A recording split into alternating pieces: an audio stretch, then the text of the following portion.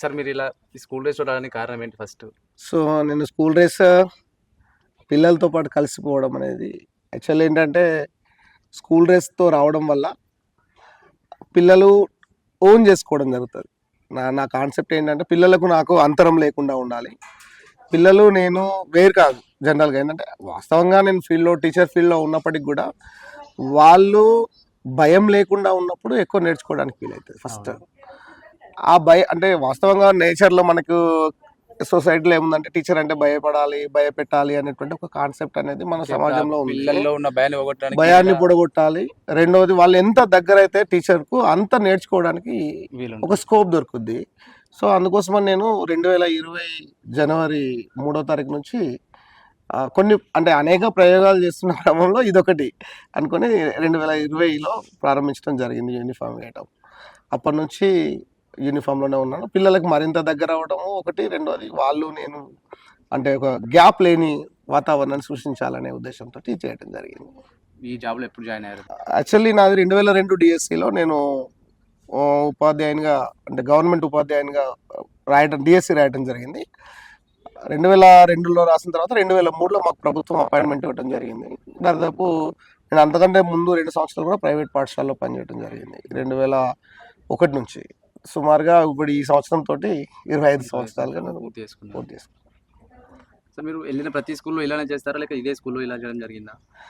జనరల్గా నేను from the beginning కూడా నాకేంటంటే పిల్లలకు దగ్గర అవ్వాలి అనేది ఒకటి, రెండవది నేను చేసేటటువంటి వృత్తిలో నేను ఏదైతే పిల్లల కోసం చేస్తున్నానో అవి పిల్లలు 100% తీసుకునేలాగా ఉండాలి.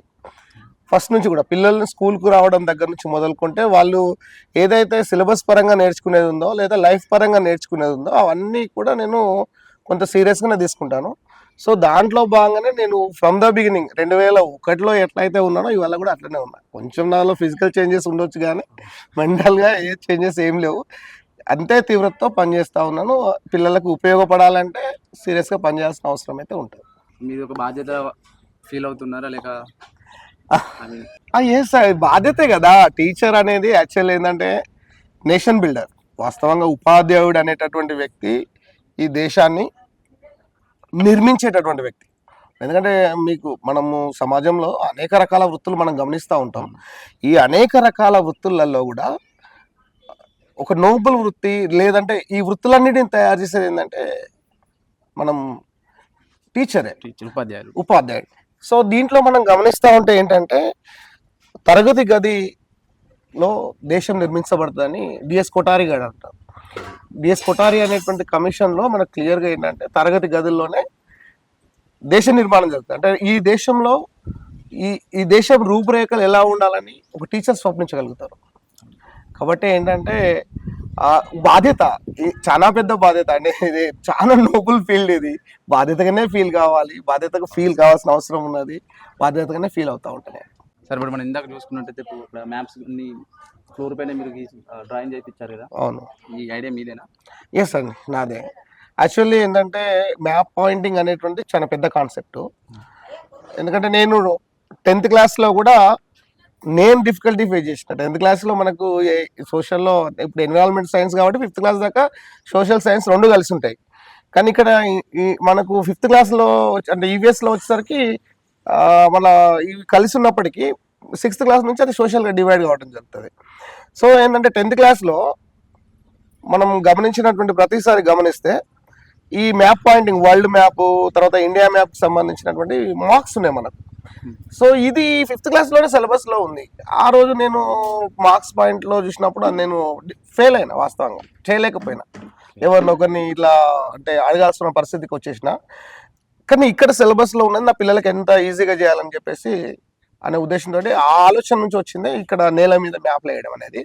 ముఖ్యంగా ఏంటంటే మనము ట్రెడిషనల్గా ఏం చూస్తామంటే గోడల పైన మ్యాప్స్ ఏ స్కూల్లోకి వెళ్ళినా కూడా మనకు కనబడతా ఉంటాయి. సో అది చూస్తారు, గుర్తుపట్టడం అనేటువంటి. కానీ నిజంగా కూడా ప్రాక్టికల్గా పిల్లలకు తీసుకున్నప్పుడు అది సాధ్యం కావట్లేదు. పిల్లలు ఏది చేసినా కూడా ఆడుతూ పాడుతుంటే ప్రైమరీ స్కూల్లో ఏంటంటే చిన్న పిల్లలు వస్తూ ఉంటారు. ఆడుతూ పాడుతూ నేర్చుకోవడం వల్ల ఏమవుతుందంటే అది మరింత ఎక్కువ నేర్చుకోవడానికి వీలవుతుంది అనే ఉద్దేశంతో మనం నేల మీద మ్యాప్స్ వేయడం జరిగింది. మీరు చూడవచ్చు ఇప్పుడు మన స్కూల్లో ఈ కాంటినెంట్స్ ఇవే కాకుండా ఇప్పుడు మనము అన్ని క్లాసులో మీరు చూసారు కదా, మీరు అన్ని క్లాసులో ప్రతి క్లాస్లో కూడా ఒక క్లాస్లో మనకు సోలార్ సిస్టమ్ ఉంది కింద, ఒక క్లాస్లో మనకు ట్రాఫిక్ సంబంధించిన సిగ్నల్ పాయింట్స్ ఇచ్చాము, ఇంకో క్లాస్లో ఇప్పుడు మనం ఫస్ట్ సెకండ్ క్లాస్లోకి వెళ్తే మీకు ఐడెంటిఫికేషన్ ఆఫ్ లెటర్స్ కావచ్చు, తర్వాత ఇప్పుడు మనకు ఈ స్టేజెస్ కావచ్చు, తర్వాత మ్యాథ్స్కి సంబంధించి కావచ్చు, ఇట్లా అన్నీ కూడా అంటే ఇవన్నీ కూడా నా ఉద్దేశం ఏంటంటే ఆటల ద్వారా వెళ్ళడం ద్వారా పిల్లలు ఇంకా నేర్చుకోవడం జరుగుతుంది, తొందరగా నేర్చుకోవడం జరుగుతుంది. రోజు నిత్యం దాంట్లో దుంకుతాడు పిల్లాడు, ఆడుతూ ఉంటాడు. సో అట్లాంటప్పుడు అది అలవాటు అయిపోతుంది. మీరు కూడా చూసారు కదా పిల్లలను, వాళ్ళు చాలా యాక్టివ్. సార్ మీరు యూనిఫామ్ వచ్చినప్పుడు మీకు కొంచెం నామోష్ ఫీల్ కానీ లేదా ఇతరుల ముందుకు కించపరచడం కానీ ఇట్లాంటివి ఏమైనా జరిగాయా? ఎస్, అంటే జనరల్గా ఏంటంటే ఏదైనా ఒక కొత్త ప్రయోగం చేసినప్పుడు హేళన ఏదైనా కూడా ఎక్కడైనా కూడా హ్యూమన్ సైకాలజీ ఏంటంటే మనం కొత్తగా ప్రయత్నం చేసినప్పుడు నవ్వులాట అనేది క్యాజువల్గా అనుకుంటారు. నేను చేసినప్పుడు కూడా నన్ను కొంత అట్లా చూసిన సందర్భాలు ఉన్నాయి. కానీ నేను అంతకుముందే నేను పిల్లల్ని ఫీల్డ్ ట్రిప్స్ తీసుకెళ్ళడం కావచ్చు, నేను ఫ్రమ్ ద బిగినింగ్ అంటే పొలాలకు తీసుకెళ్ళడం కావచ్చు, అంటే ప్రత్యక్షంగా నేర్చుకోవడం కోసం ప్రయోగాత్మకంగా నేర్పడం కావచ్చు, ఇవన్నీ నేను చేస్తున్న క్రమంలో ఇంకా ఎందుకు అంటే ఇంకా పిల్లలకు దగ్గర అవ్వడం వల్ల మనం చేయొచ్చు కదా అనే ఉద్దేశంతో నేను యూనిఫామ్ స్టార్ట్ చేశాను. ఇప్పటికి 4 యూనిఫామ్స్ మారినాయి, 4 రకాలుగా మారినాయి. గవర్నమెంట్ మారుస్తున్న కొద్దీ మనము దాన్ని పర్చేజ్ చేయడం, తీసుకోవడం ఇవన్నీ జరుగుతూ ఉంది. సో ఆ రోజు ఎవరైతే అన్నారో దగ్గర 2020 జనవరి 3 తారీఖు అంటే దగ్గర ఇప్పుడు 6 సంవత్సరాలు దాటిపోయి 7వ సంవత్సరంలో అడుగు పెట్టాను.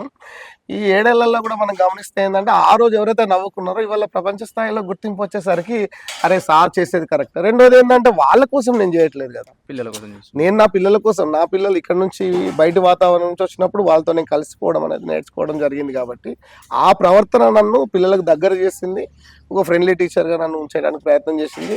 నేను చెప్పే విషయాలు కూడా అంతే శ్రద్ధగా వినడానికి ప్రయత్నం చేసినాయి. కాబట్టి నాకేం నామోషిగా నేను ఫీల్ కాలేదు. సార్ మేము కొన్ని మీ పాత వీడియోలు చూసాం యూట్యూబ్లో కానీ అక్కడ కానీ, సో అందులో మీ ఇంటర్నల్ ఆర్గాన్ మీరు అడ్రస్ కానీ అది కానీ అవును, అది జనరల్గా ఏంటంటే అది కూడా నేను దగ్గర ఒక 2002వ సంవత్సరంలో అది స్టార్ట్ చేయడం జరిగింది, ఇంటర్నల్ ఆర్గాన్స్ సంబంధించినటువంటిది.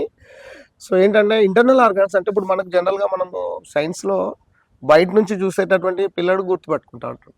ఇప్పుడు ఇంటర్నల్గా ఏంటంటే ఒక బోర్డు మీద మ్యాప్ వేసి చూపించినప్పుడు ఏమవుతుంది అంటే ఒక డ్రాయింగ్ వేసి చూపెట్టినప్పుడు లంగ్స్ ఎక్కడ ఉన్నాయి, తర్వాత హార్ట్ ఎక్కడ ఉంది, ఇట్లాంటివి కొన్ని డైజెస్టివ్ సిస్టమ్ ఇట్లాంటివి మనకు అన్ని 5th క్లాస్లోనే ఉన్నాయి, 5th క్లాస్ సిలబస్లో ఉన్నాయి. సో వీటిని ఇంకా ఈజీ చేయడం ఎట్లా అంటే నేను ఆ రోజు రాజకీయ నాయకులు మీ బొమ్మలతోటి టీషర్ట్స్ వేసుకోవడం చూసాము. అప్పుడు ఆ టీషర్ట్ కాన్సెప్ట్ ఈ బొమ్మలు పట్టుకొని పోయి టీషర్ట్స్ మీద వేసుకొని అట్లా పిల్లలకు చెప్పేవాడిని. తర్వాత 1-2 సంవత్సరాల తర్వాత నేను కేవలం పైకే అంటే జస్ట్ నేను ఇది బాడీలో ఉండే కొన్ని పార్ట్స్ చూపించగలుగుతున్నాను దాని ద్వారా అని చెప్పేసి ఈ మధ్య కాలంలో మీ అందరి నన్ను దగ్గర చేసింది ఏంటంటే ఫుల్ బాడీ సూట్. ఈ ఫుల్ బాడీ సూట్ ఏంటంటే నేను ఒక డ్రెస్ కుట్టించుకొని దాని మీద ఏవైతే ఇంటర్నల్ ఆర్గాన్స్ ఉన్నాయో వాటన్నిటిని కూడా ఇంటర్నెట్ సెంటర్ నుంచి ప్రింట్ చేయించుకొని అది వేర్ చేయటము. దాని ద్వారా ఏంటి అంటే ఏ ఆర్గాన్ ఎక్కడ లొకేట్ అయింది అని చెప్తూనే దాంతోపాటు వాళ్ళకు కంప్లీట్గా మనం చెప్పే సిలబస్ లింక్ చేసి చెప్పడం వల్ల వాళ్ళు ఈజీగా గుర్తుపడడం అనేటువంటి జరిగింది. ఇది పిల్లలకు ఇంకింత సైన్స్ మీద ఇంట్రెస్ట్ పెంచేటట్టే ఉన్నది అని నాకు అనిపించింది. అట్లా నేను పూర్తిగా మూవ్ కావడం జరిగింది దాన్ని. సార్ మీరు చూసుకుంటే ఇప్పుడు ఇదే యూనిఫామ్ ఉన్నారు కదా, మీరు రిటైర్ అయ్యే వరకు ఇదే యూనిఫామ్ ఉంటారా లేదా? Good question. యాక్చువల్లీ అంటే జనరల్గా నేను ప్రారంభం చేయటమే అనేక అంటే స్టూడెంట్స్ సైడ్ నుంచి ఆలోచించినప్పుడు వాళ్ళకి దగ్గర కావడం కోసం చేసిన ప్రయత్నము, మొదటి ప్రయత్నము 7 ఏళ్ళుగా జరుగుతూ ఉంది. ఇంకొక 19 ఏళ్ళు నేను ప్రభుత్వ సర్వీస్లో పనిచేయాల్సి ఉన్నది. సో నాకు గుర్తింపు కోసం నేను చేసింది కాదు, వాస్తవంగా గుర్తింపు కోసం చేస్తే ఎప్పుడో నేను ఇది స్టార్ట్ చేసిన రోజే నేను మీడియాకి రావాల్సి ఉండే, మీడియాకి ఎక్కడ కూడా ఎక్స్పోజ్ చేయలేదు. బట్ ఏంటంటే పిల్లల కోసం నేను చేస్తున్నా కాబట్టి ఎప్పటికైతే నేను ఫీల్డ్లో ఎప్పటిదాకా ఉంటానో నా సర్వీస్ మొత్తంగా కూడా ఇదే యూనిఫామ్ వేసుకోండి. నేను చెప్పాను కదా ఇప్పటికి 4 సార్లు యూనిఫామ్, ఫస్ట్ బ్లూ నుంచి లైట్ బ్లూ కలర్, తర్వాత సేమ్ మేము వేసుకున్నటువంటి యూనిఫామ్, తర్వాత దీనికి సంబంధించి ఒకటి పట్టితోటి వచ్చింది. ఇట్లా రకరకాలుగా ఎక్కడ నేను కాంప్రమైజ్ కాలేదు. కొన్ని రోజులకు మొదట్లో కొంతమంది టీచర్లు అట్లా అనుకున్నారు, మిగతా వాళ్ళు నన్ను ఇప్పుడు అప్రిషియేట్ చేస్తా ఉన్నారు. నువ్వు వెళ్తున్న వేస్తున్న అప్రోచ్ మంచి అప్రోచ్ ఉంది, సో పిల్లలకు ఇంకా దగ్గర అవుతుందని చెప్పేసి. అదే అందుకనే ఇంత టౌన్లో కూడా ఎన్నో కార్పొరేట్ స్కూల్స్ ఉన్నా కూడా ఇంతమంది పిల్లల్ని మేము సమీకరించుకోగలిగినాము, మా స్కూల్లో ఉంచుకోగలిగినాము అంటే అది దానికి సంబంధించే. కాబట్టి నేను ఎంటైర్ నా లైఫ్ టైమ్ యూనిఫామ్లోనే అంటే సర్వీస్లో ఉన్నసేపు యూనిఫామ్లోనే ఉంటాను. నేను ఇంతవరకు ఎవరికి చెప్పలేదు, కానీ మీరు అడిగారు కాబట్టి చెప్తున్నా యూనిఫామ్ లోనే ఉంటాను.